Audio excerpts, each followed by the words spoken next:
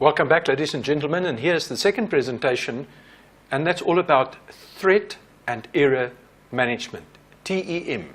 Threat and error management, and today what we're going to have a look at is the threat environment.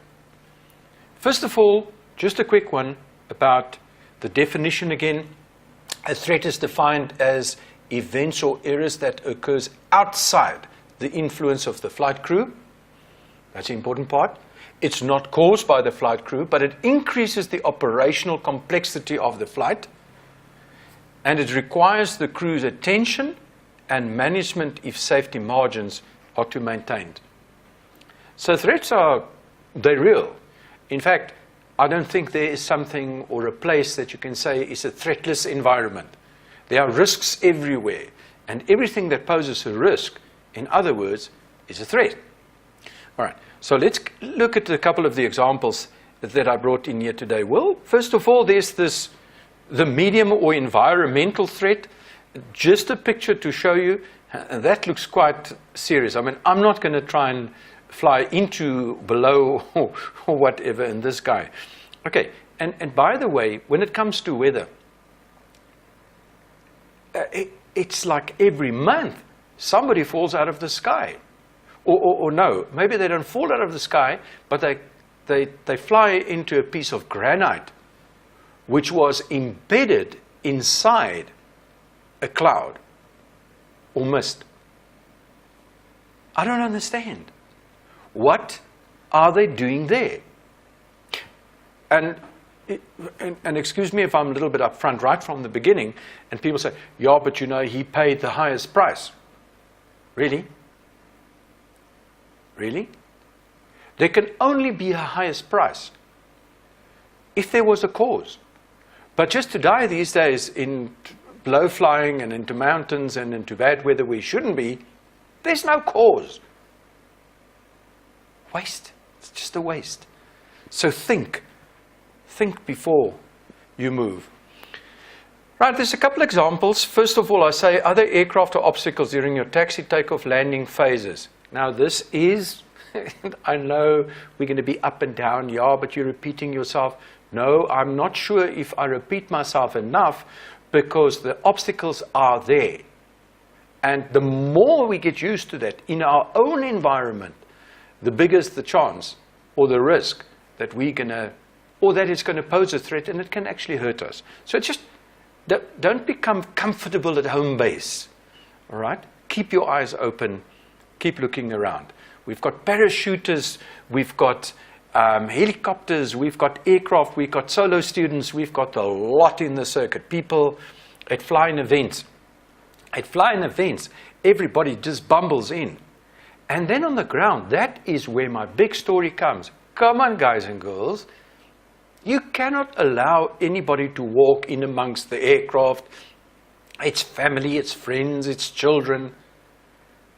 You know, it's just the time before somebody's going to be ripped up by a prop, and then, really, we know a turret of a helicopter, and in certain light conditions, you actually cannot see it. Anyway, never mind. Okay, animals and people on the runways. Now, this is normally where there's unmanned airfields, and that is exactly where we operate. Unmanned airfield, most of us. All right, okay, if you're in the airline, you're pretty okay because you're on a controlled environment. There may be runway incursions, but you've got a whole team to look after. And if there's an incursion, to sort of, you know, try and sort that out before it really affects you from a danger point of view. But we're not that lucky. Now I'm not saying who's better or who's worse. The point is that we've got to be ultra alert. I know for a 747 to take evasive action at number 99 on a landing is probably quite impossible, whereas with a light aircraft, you could probably do that. The point is we're operating in an uncontrolled environment. You have to be hyper awake for somebody else that's going to enter into your environment. Poor runway conditions. For non-registered airfields, all right, I can, you know, that's their poor airfield signage, painting markings, runways, not properly marked clothes, inoperative navigational aids, all the kind of stuff. This is so normal, and you would say to me that, okay, but that doesn't sound like it's in a controlled environment. Well, many of the case studies that I've seen is where the signage and the markings and the paintings, I don't think it is just a human thing, all right? Who are you going to blame after you got hurt? Does it really matter? You still got hurt, all right? So be careful. Don't become nonchalant and it's not my problem. Everything concerning yourself is your problem. Everything. Some machine threats. Okay, I know everybody else is looking at different stuff but these vlamgatte, they make a lot of stuff here out of the back when they start moving, and that can be a threat. You can walk into the tips of things and you'll say to me, okay, but that's not what the photograph is all about. Okay, I know the photograph is not all about that, but it's amazing how we walk onto the flight line and all of a sudden we get mesmerized by our aircraft, and we get then in our peripheral vision and our peripheral hearing and all that, we become a little bit blind and dumb to the environment. So we must just wake up and understand that there's real threat out there. A little bit more of the threat examples, weather conditions, obviously. And here I'm thinking about density, altitude, thunderstorms, dust storms, wind shears. I mean, you can go through the whole category. We've got a whole book of things that say what it is. Again, we'll fly and we'll see what the weather's like on the way. I understand that. How do you keep the door open to go back? When is the time that you're going to fly into the stuff and you've closed the door behind yourself? Think about that one. High terrain or mountainous areas along a flight path, it's always a little bit of a problem if you fly low. Controlled airspace where not intended to enter, okay, then that's an incursion, obviously. And there's aircraft, you're not on the same frequency, there's aircraft on different frequencies, so that's basically a point on itself. Congested flight, special rules areas, going up to Joburg and all these places with the special rules areas, and everybody is zooming up and down and left and right. And there is a magnitude of frequencies. You've got to be on the right stuff. It means you've got to plan. Don't bumble into these places without proper planning and proper briefing about somebody that has actually been there. I know you think that you're super cool, and I know that you're super cool, but you're not that cool. You first need a little bit of guidance. Well, all of us do. All right? ATC controller errors. Poor English. And we don't understand. Well, maybe the pilot has got, English is not my first language, you know. Maybe I came from somewhere else. I don't know. Well, I can't do the accent thing, so I can't speak like Germans and all that. But I nearly thought I must try one of those, but I'm not going to try the pronunciations. And sometimes with the different people speaking, it's difficult to hear them. Even in our country. Remember, we've got how many languages? 12, 13, I don't know. There's many different languages, and people speak in those tongues, and it's difficult for them to actually be 100% clear. So, what do we say? Everybody, those in the towers and those in the aircraft, work on your pronunciation so that somebody can clearly hear what you want to say and what you're saying. And don't just go, this doesn't work. Okay, it's only in the movies that one can work. I thought to bring this one along, you know, because the condition of man as a threat, you know, I've been looking at this. Yeah, what a poor, sorry sight and a human being. And just by the way, flying and any kind of drug doesn't mix. Can't. It slows down your reactive processes, and in this game you get probably one chance. And it's not a chance, okay, maybe, you know, we'll do the job tomorrow, or we can ignore that it's there. You're not in government service when you fly. You can't ignore anything. It will not go away. The mountain in front of you is going to pretty much get bigger. So pay attention and be in the condition to pay attention. A couple of more threat examples. Congested radio traffic, that's always a thing. Who's talking to who? And, let's just get this thing. You must learn in an environment to start to, you've got to listen and discern. These people talking, should I listen now? So in other words, we keep quiet inside the cockpit. First listen to what I'm saying, and then we carry on. All right? So be very careful of chatterboxes inside the aircraft. It's nice to have a good conversation, but take a breather in between, okay? So that you don't clutter the air waves inside the cockpit by talking too much. Fuel management, especially when planning. You know, the reserves are not necessarily enough, and a lot of people I know, they don't care about the reserves, and, I've done it 100 times, and the engine will only cut after 3 hours. But in the meantime, they service the aircraft, and they put a different fuel tank in, and now the engine is going to cut in maybe 2 hours and 45 minutes, but you're thinking you're still obviously cool. We've got to plan these things.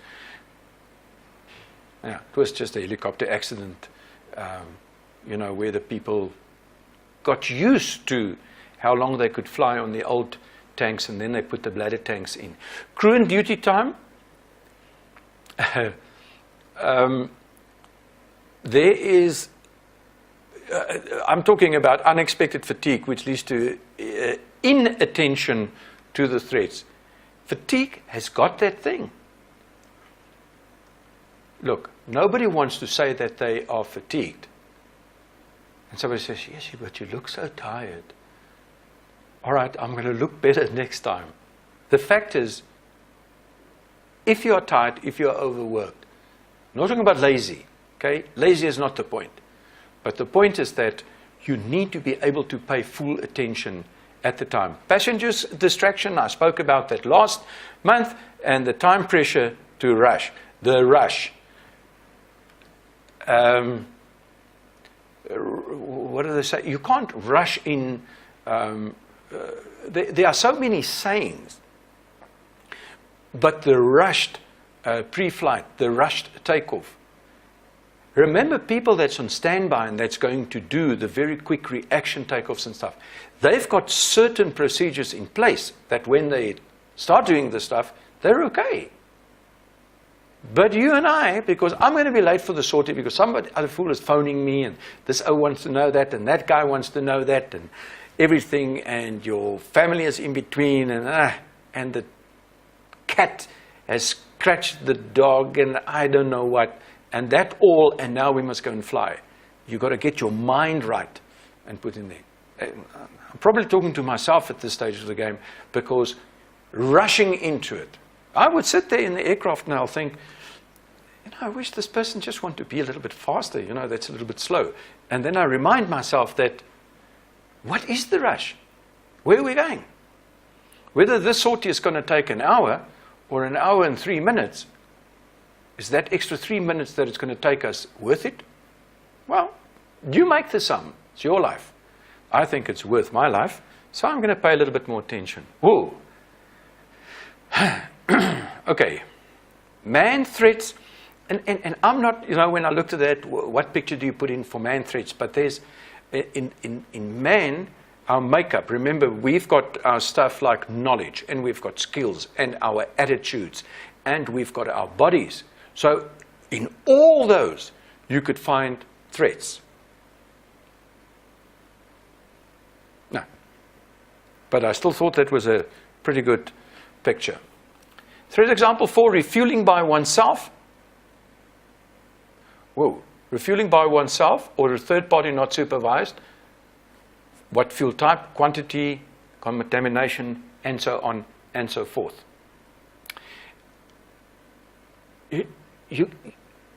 Many times when, you know, and it's happened to me, you're in the veld and you're refueling between sorties and wow, you gotta get airborne and, you know, the guys want to do the game work and the helicopters are buzzing and all that kind of stuff, only to find that you forgot to put the fuel cap on once you're airborne.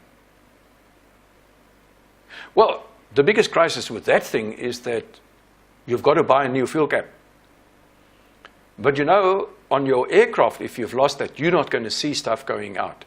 You're not in the condition or in a place where you can actually land back easily. Oil caps. Hey, you know how many oil caps has been gone? They come back and the whole engine is full of oil. Did you close it?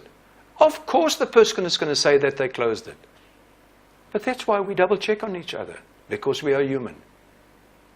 And if the human does not want to learn, slap him a bit. We will learn quicker. Loading of the aircraft by third parties, not attending, weight and balance. You cannot let other people sort out your aircraft. Maintenance errors. Maintenance errors. Maintenance. We're trying to buy an aircraft. Well, not for me at this stage, but for another customer. And the first thing is we look at the books. The books is a mess. The stuff is not complete. It's not there.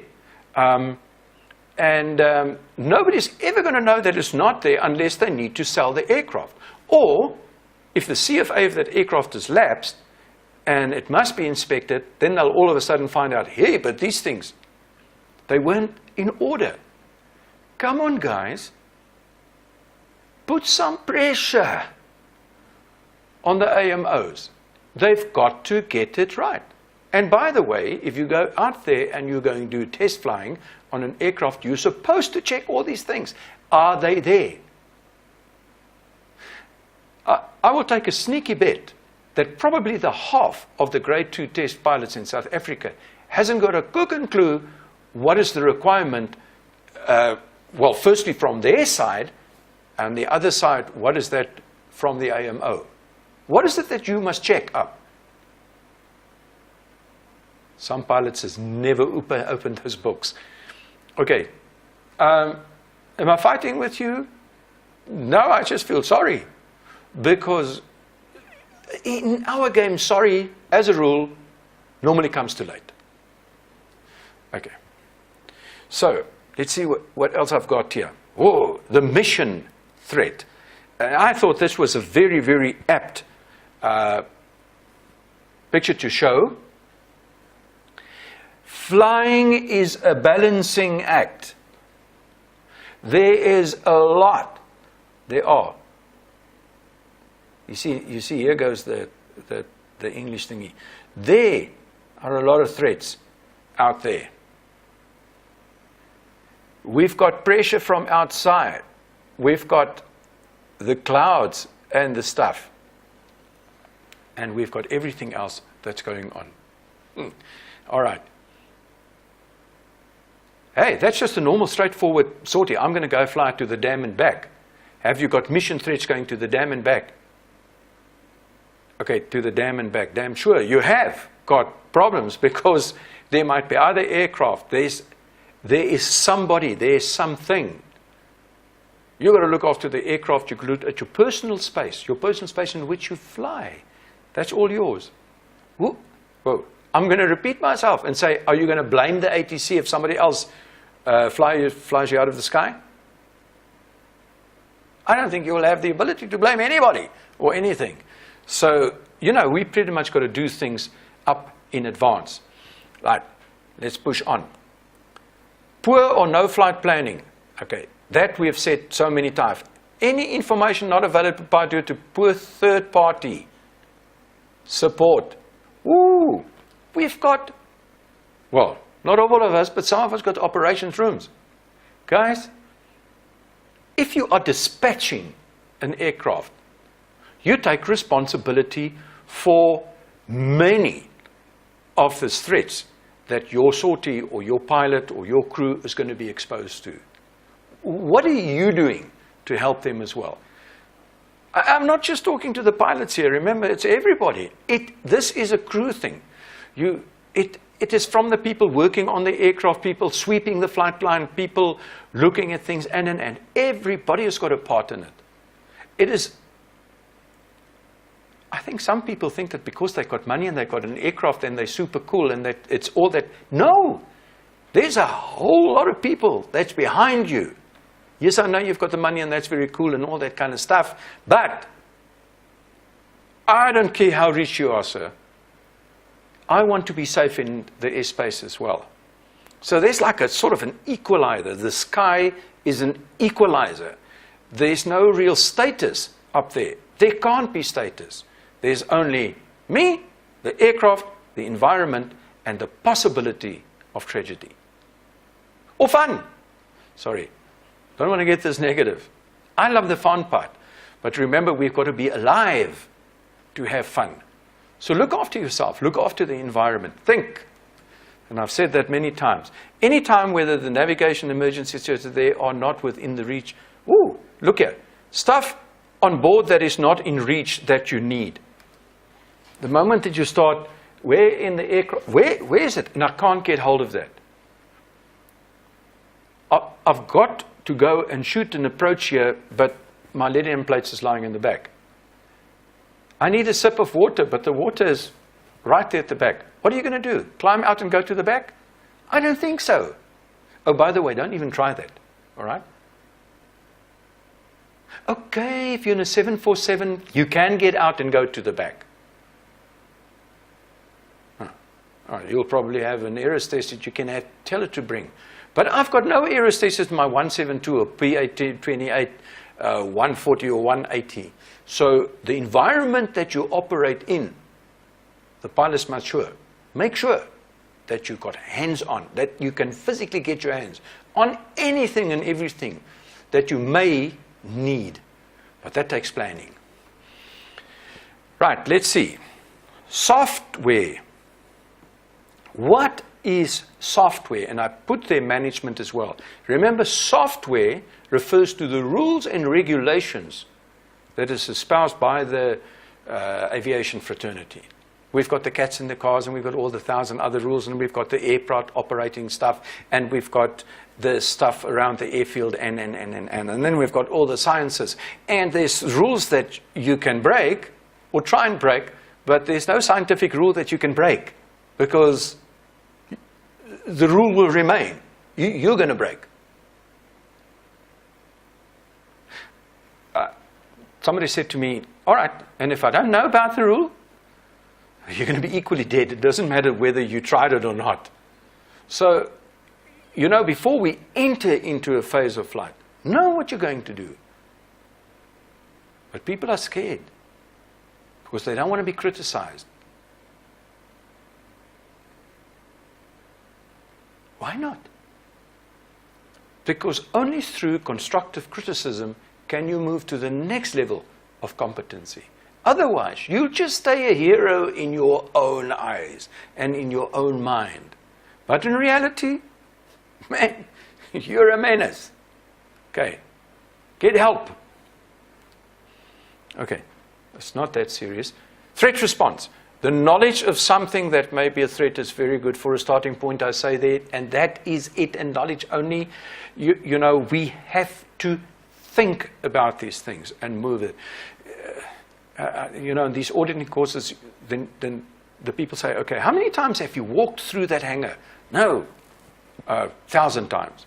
Okay, now we're going to go into the hangar and we're going to look for all the possible things that can be classified as a hazard.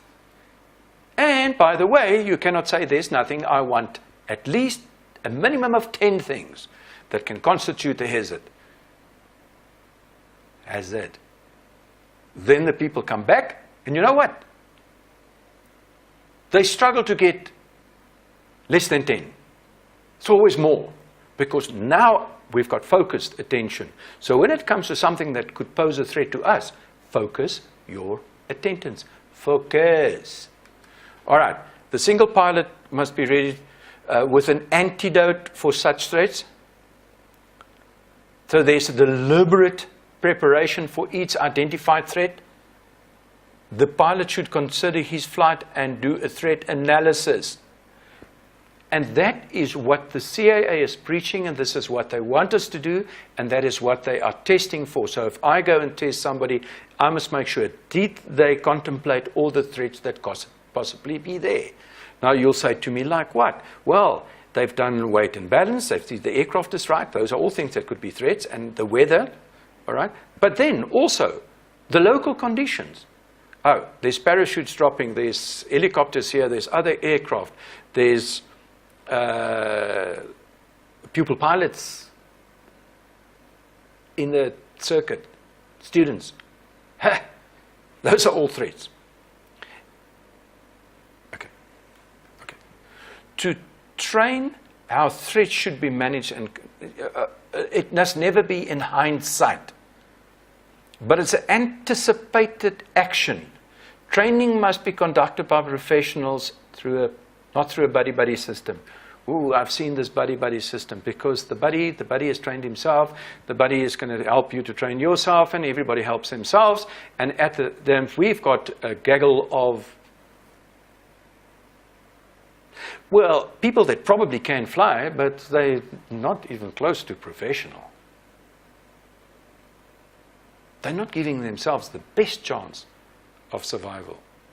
In fact, I don't want just the best chance for survival, man. I want to have a long and a happy life. I want to stay alive so that I can enjoy flying. And how do I know I can enjoy flying? Is that I don't have to put myself in unnecessary risk, or expose myself to unnecessary threats. Okay. When aware of the threat, the pilot must be prepared as well as willing to manage the threat. And then, as if I look here, I see there's I just got to, this is obviously a threat. These things are really serious threats. And sometimes we don't want to think when we're in, but pilots flying all over the place. Have you got mosquito stuff? Have you got something to look after you? In the earlier days when we did stuff up more north, we had to prepare for malaria. So we drank malaria pills and all that kind of stuff. It didn't really work, but at least we had to take precaution. Have you got sunburn stuff? Have you got something to give you a better chance when you're out there? And then there is this, I don't know if you can call it that's actually, they talk about a low risk, but this is what they call a threat grading. And the threat gradings in terms of, the government, in terms of people that might attack them, and we've got the same problem. Hey, you're staying in the house there. Who are you befriending? Do you really think everybody out there is there just to befriend you because you come from wherever? No. They're going to befriend you and they're going to see what they can steal from you, how they can be gaining from your pain. Don't invite that in. I'm not saying that we must live in a severe threat and we sit there and panic all day. No. But there's a realistic approach to all this. So whether I'm here, whether I am in Namibia, Botswana, Kenya, Zambia, wherever, when I'm there, I pay attention to the basic rules of survival and protection. It's one of those things that's necessary. And then I just end off by saying pre-warned is pre-armed. And you know that if we just pay a little bit of attention. Now, what is it I want to walk you away, for you to walk away with? Quite simply, I need you to understand that if you do not recognize that there is a certain threat that could influence you, you're going to get one hell of a surprise. All I'm doing here is to say that if you think ahead and you plan ahead, you can minimize the surprise. Until next time, enjoy.